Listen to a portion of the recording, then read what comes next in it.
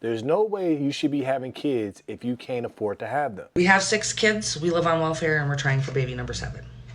I decided I want to try for baby number 7 because we're on welfare. Okay, so you don't actually have to work until the baby turns 7, and our youngest is turning 2. So I decided it's time to try for another baby. So that way we don't actually have to get off welfare.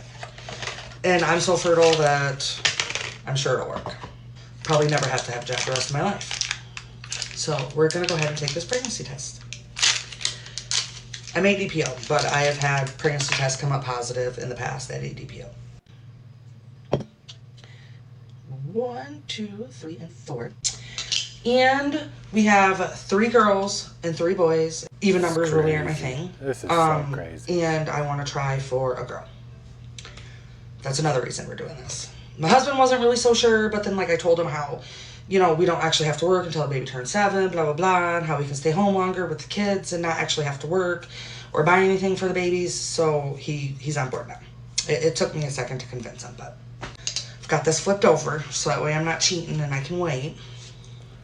This is what's wrong with America right here. We got people that don't want to work, but they rather have kids so they don't have to work because the way the system is set up.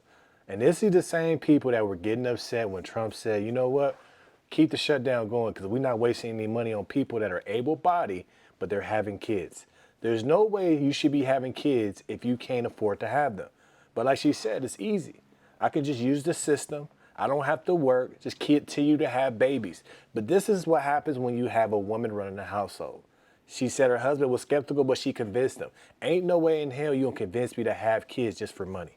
Her job is just having kids. So every 7 years, she can continue to have a kid and continue to live on welfare. This is what's wrong with America. This is why immigrants are able to come here and take over, but then these people complain. But why do they complain? It's because you don't want to work. You're living off of the government. This is the problem that we have. She's really making a career out of having kids. Don't you see the wrong thing about that? These are the same women that have these kids. Then they get Section 8. And then they get insurance. And then all they're doing is living for free. And then these are the same kids that are growing up in this system, that are being used, that have no common sense, forcing teachers to quit because they're not getting any home training. This is what our kids are coming from people like this. So this is why I'm all for removing food stamps, because a lot of people on food stamps don't really need food stamps. Want to see the full clip? Head to Mr. Marcus World YouTube channel. Link is in the bio.